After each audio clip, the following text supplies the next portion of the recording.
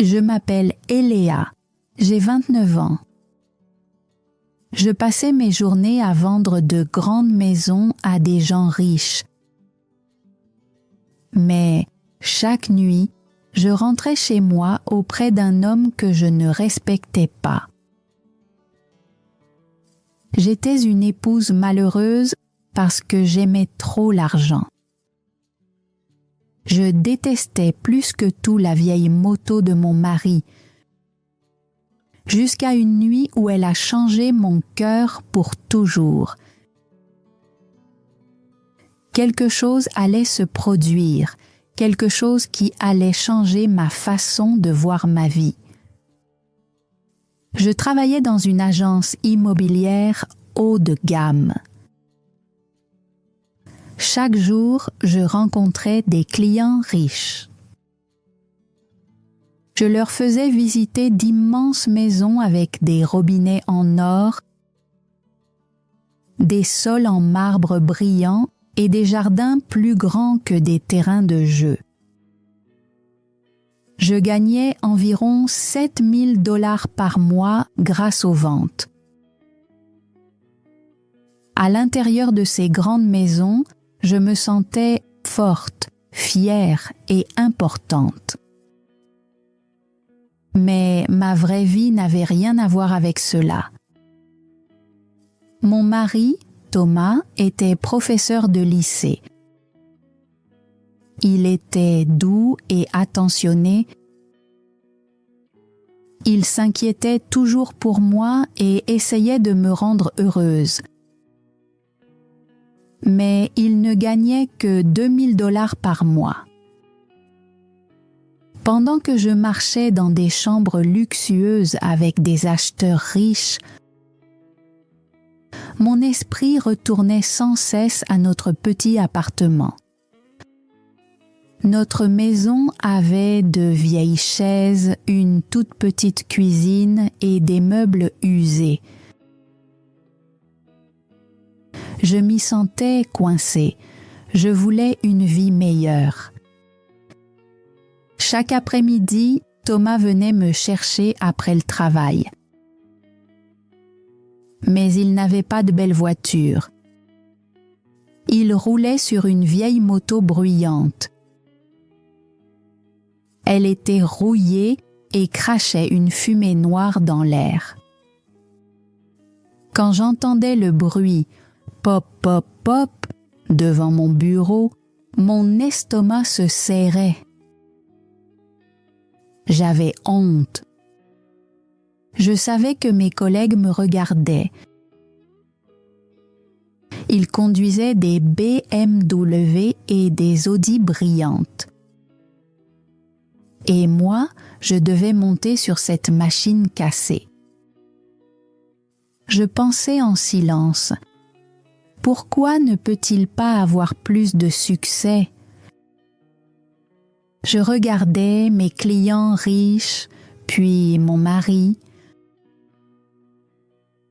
Thomas souriait toujours en me voyant.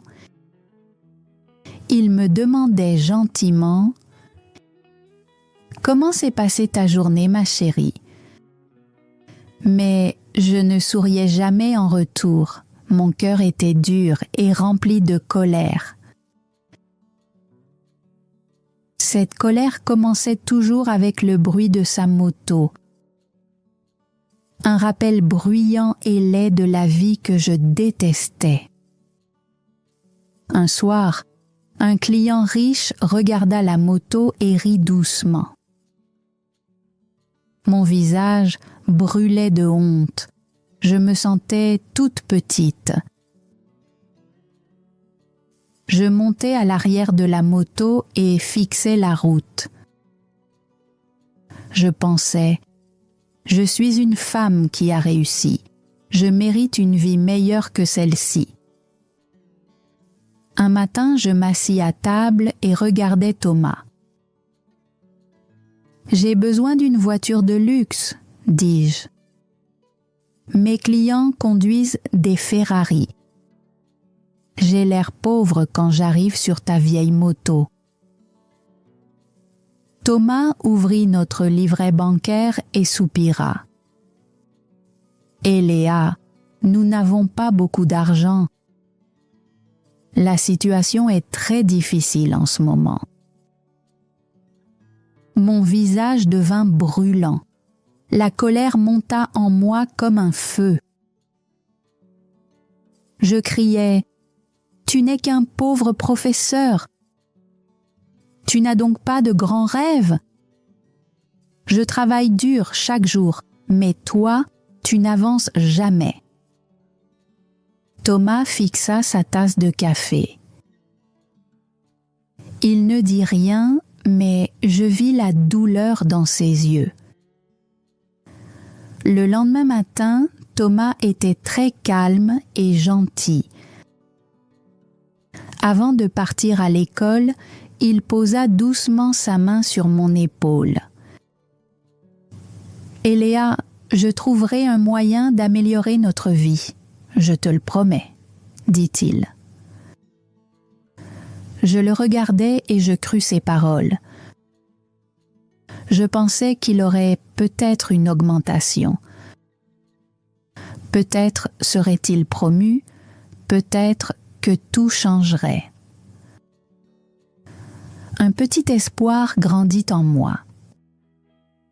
Mais cet après-midi-là, tous mes sentiments disparurent. Un riche investisseur, M. Harrison, entra dans mon bureau. Il arriva dans une Ferrari rouge vif. Il entra et m'offrit un grand bouquet de roses très coûteuses. « Une femme comme vous mérite une vie meilleure, » dit-il avec un sourire. Je ressentis une douleur aiguë dans la poitrine. Je pensais à notre petit appartement et à nos vieux meubles. Soudain, ma vie me sembla triste et vide. Ce soir-là, Thomas rentra très tard. Sa chemise blanche était vieille et couverte de poussière sombre. Il avait l'air fatigué et faible. En le voyant, je ressentis du dégoût. « Où étais-tu » demandai-je froidement. « J'étais à l'école » répondit-il calmement. Je regardais le dîner que j'avais préparé.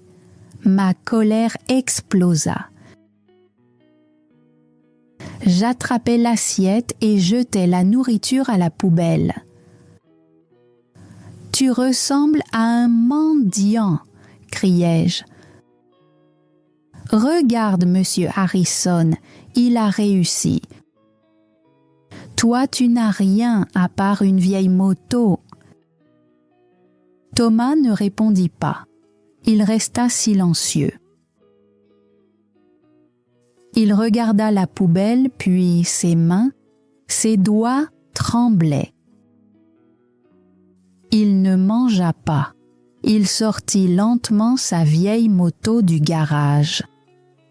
« J'ai encore des copies à corriger à l'école, » dit-il. Le moteur bruyant démarra et il disparut dans la nuit sombre. La maison devint lourde et silencieuse. Je soupirai et m'assis sur le canapé. J'ouvris des magazines de luxe et fixai des photos de villas et de bijoux coûteux. Je rêvais d'une vie dorée. Je ne savais pas où il allait vraiment. Je ne savais pas que Thomas menait un combat que je ne pouvais pas voir. Un mardi soir, une violente tempête frappa la ville. Une pluie battante tombait du ciel et le vent hurlait fort. J'étais assise dans la voiture de luxe de M. Harrison. Il faisait chaud, calme, et cela sentait le cuir fin. Il me conduisait, à une réunion tardive pour signer des documents pour un manoir valant des millions. Je me sentais importante. J'avais l'impression d'appartenir vraiment à ce monde riche. Nous tournâmes dans une rue sombre, couverte d'eau profonde. De nombreuses voitures s'étaient arrêtées parce que la route était inondée. Soudain, je vis quelqu'un devant nous. Un homme portant un imperméable fin et trempé luttait avec une vieille moto. La tempête s'acharnait sur lui, le rendant petit et fragile. Il essayait de pousser la lourde moto à travers l'eau. Quand nous nous approchâmes, les phares de la voiture éclairèrent son visage. Mon cœur se figea. C'était Thomas. Mon mari n'était pas à l'école en train de corriger des copies. Il n'était pas dans une salle de classe chaude. Derrière son siège se trouvait une grande boîte de livraison orange. Thomas travaillait à un deuxième emploi comme livreur. Il travaillait en secret chaque nuit dans le froid et sous la pluie. Une douleur aiguë me frappa la poitrine. Je pensais qu'il n'avait pas de rêve. Je l'avais traité de paresseux, mais j'avais tort. Il menait un combat que je ne pouvais pas voir. Il travaillait 2 emplois juste pour gagner plus d'argent pour moi. Tout ce qu'il faisait, c'était pour mes rêves. Je l'observais à travers la vitre de la voiture. Thomas avait l'air épuisé. Son visage était pâle, ses yeux cernés par le manque de sommeil. Ses mains tremblaient alors qu'il essayait de démarrer la vieille moto. Il donna des coups de pédale encore et encore dans l'eau profonde, mais le moteur restait silencieux.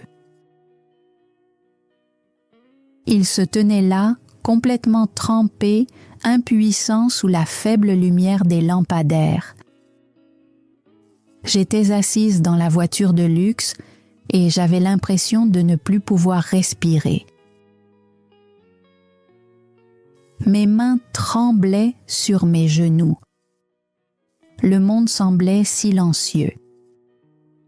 Tout ce que j'entendais, c'était la pluie battante sur le toit de la voiture. À ce moment-là, je compris quelque chose. La vieille moto de mon mari n'était pas une épave. C'était le son de son amour. « Monsieur Harrison, arrêtez la voiture !» criai-je. Je n'attendis pas sa réponse. J'ouvris la portière et courus dans la tempête. La pluie froide frappait mon visage comme des aiguilles. Mais je ne me souciais ni de mes vêtements coûteux ni de mes cheveux. Je courus droit vers l'homme à la vieille moto. J'atteignis Thomas. Il tremblait violemment. Ses mains tremblaient tellement qu'il pouvait à peine tenir la moto. Son visage était pâle et ses lèvres étaient bleues de froid. Il était complètement trempé. Quand il me vit, ses yeux se remplirent d'inquiétude. « Eléa, pourquoi es-tu ici? Tu vas tomber malade, » dit-il doucement. Sa voix tremblait. Il essaya de cacher la boîte de livraison derrière lui. « S'il te plaît, ne sois pas en colère, » dit-il. J'ai presque terminé ma dernière livraison. Je travaille très dur, j'économise chaque dollar. » Il me regarda avec amour et culpabilité. « Bientôt, j'aurai assez d'argent pour t'acheter cette voiture de luxe. Je veux que tu sois fier de moi. » Mon cœur se brisa. Je regardais cet homme, l'homme que j'avais insulté, l'homme dont j'avais jeté le dîner à la poubelle à cause de ma cupidité. Et le voilà, debout dans une tempête dangereuse, risquant sa vie pour mon orgueil. Les larmes coulèrent sur mon visage et se mêlèrent à la pluie. J'attrapai sa veste mouillée et le serrai fort dans mes bras.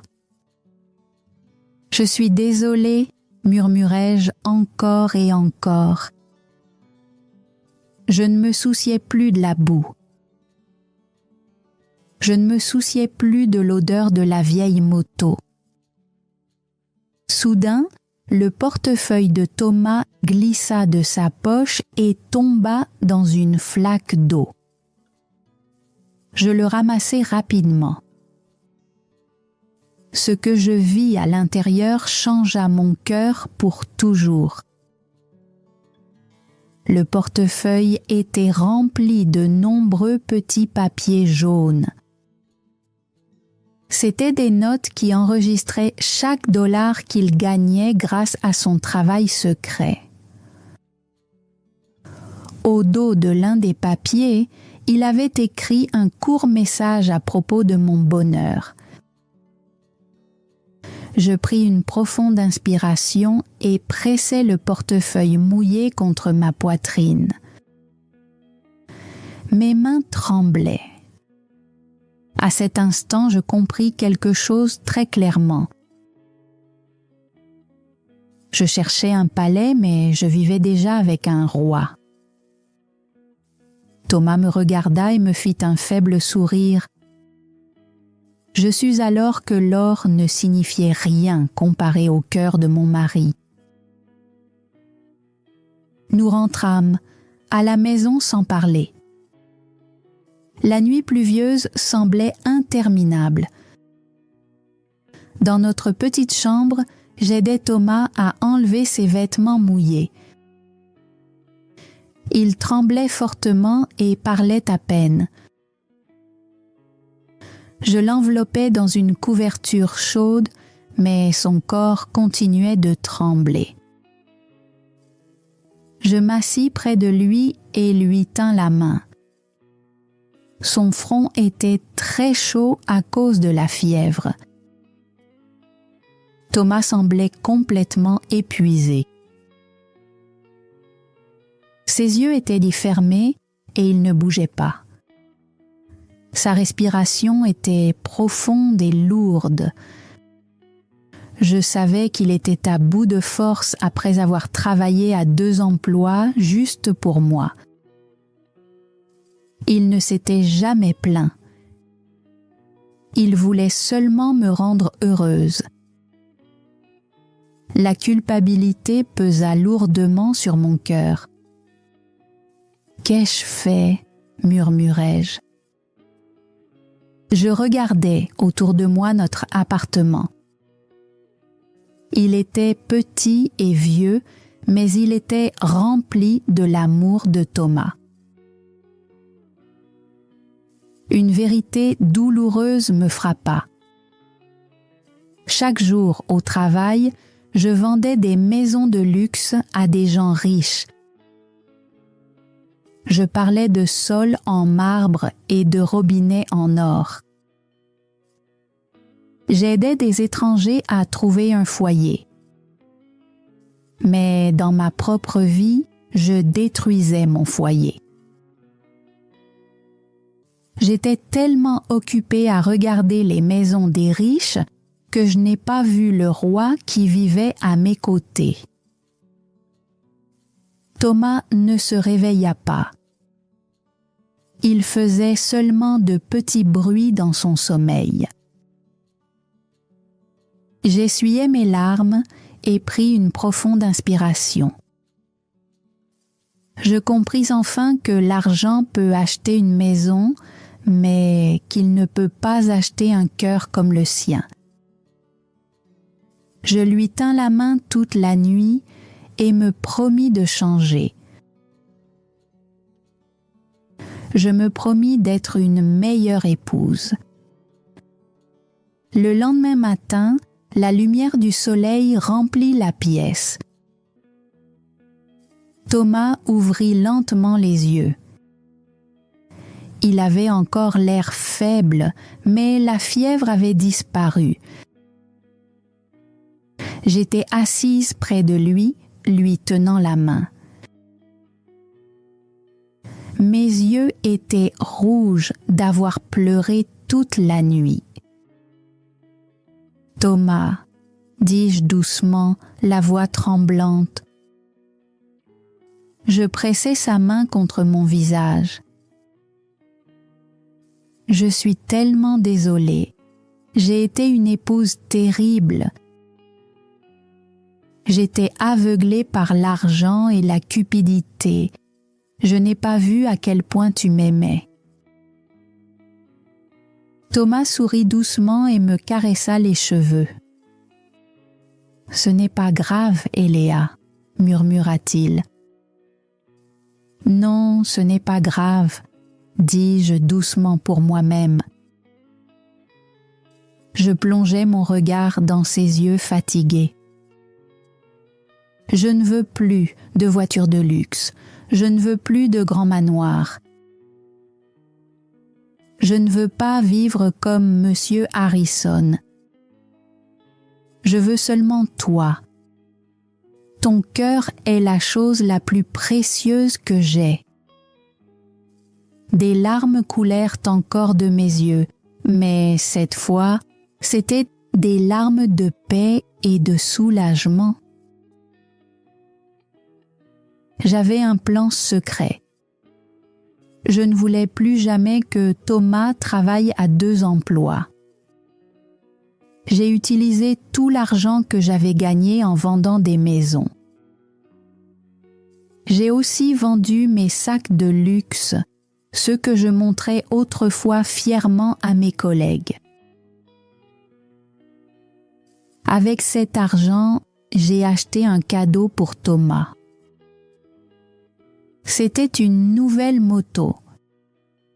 Elle était moderne, propre et très sûre. Elle ne faisait pas de bruit fort et ne crachait pas de fumée noire. Je regardai Thomas et lui dis « À partir de maintenant, tu te reposeras après l'école. Tu es professeur. Tu dois guider tes élèves, pas rester sous la pluie pour mon orgueil. » Je pris une profonde inspiration et me sentis légère à l'intérieur. J'ai enfin compris que le vrai bonheur ne vient pas du fait d'impressionner les autres. Il vient de la façon dont on traite la personne qui nous aime vraiment. Thomas me serra dans ses bras et, pour la première fois depuis de nombreuses années, je me sentis calme et en paix. 3 mois ont passé depuis cette nuit de tempête. La vie est calme et chaleureuse maintenant. Je travaille toujours comme agente immobilière. Chaque jour, je fais visiter de grands manoirs avec des sols en marbre et des jardins dorés à des clients riches. Mais quelque chose de profond en moi a changé. Je ne suis plus jalouse de mes clients. Je ne suis plus en colère à cause de notre petit appartement ou de nos vieux meubles. Thomas est en bonne santé à nouveau. Il est retourné à l'école où il enseigne avec joie. Il ne travaille plus à un deuxième emploi. Il ne sort plus sous la pluie froide pour livrer des colis. Je m'assure qu'il se repose et qu'il reste au chaud chaque soir. Chaque après-midi, je me tiens près de la fenêtre de mon bureau. J'attends et j'écoute. Quand j'entends le bruit de sa moto, mon cœur se remplit de paix. Autrefois, je détestais ce son. Je pensais qu'il représentait l'échec. Mais aujourd'hui, c'est le plus beau son du monde. Je sais qu'il vient me chercher pour rentrer à la maison. J'ai tellement de chance, murmurai-je en le voyant, me faire signe depuis la rue. J'ai enfin compris qu'un manoir n'est qu'un bâtiment, mais que son amour est mon vrai foyer. C'est à ce moment-là que j'ai appris que le véritable amour est le son le plus fort de tous. Un bon mari ne se mesure pas à l'argent. Il se mesure à ce qu'il est prêt à sacrifier. Ne laissez pas la cupidité vous transformer en partenaire en colère. Si cette histoire vous rappelle l'importance de valoriser la personne qui vous aime, merci de liker et de vous abonner à Frenchy Tales pour plus de leçons de vie. Il est facile de croire que le bonheur vient de l'argent et des choses matérielles. Mais des histoires comme celle-ci nous rappellent que la vraie valeur se trouve dans le cœur humain. Dans le monde d'aujourd'hui, nous sommes souvent aveuglés par les signes de richesse. Nous voyons des voitures de luxe et de grandes maisons en ligne. Et nous commençons à être mécontents de nos propres vies. L'histoire d'Eléa est un avertissement puissant contre la comparaison avec les autres. Sa colère ne venait pas de Thomas. Elle venait du fait de regarder le succès des autres hommes au lieu de l'amour de son mari. Quand nous comparons nos vies, nous oublions les sacrifices silencieux faits pour nous chaque jour. Thomas ne travaillait pas sous la pluie parce qu'il était pauvre. Il le faisait parce que son amour était riche. Si vous passez votre vie à chercher un palais, vous risquez de passer à côté de la personne qui construit déjà un foyer pour vous de ses propres mains. Valorisez la personne qui reste à vos côtés dans les moments difficiles. La personne qui roule avec vous sur une vieille moto aujourd'hui est celle qui sera encore là quand le luxe disparaîtra. La vraie richesse n'est pas ce que vous montrez au monde. C'est le sacrifice silencieux fait quand personne ne regarde. Avez-vous déjà tenu l'amour de quelqu'un pour acquis? Partagez votre histoire dans les commentaires. Si cette histoire vous a touché le cœur, merci de liker et de vous abonner à Frenchy Tales. Merci de nous avoir regardés. À très bientôt pour une nouvelle histoire. Thanks for joining Frenchy Tales. Don't forget to like, subscribe, and keep learning through stories. See you next time.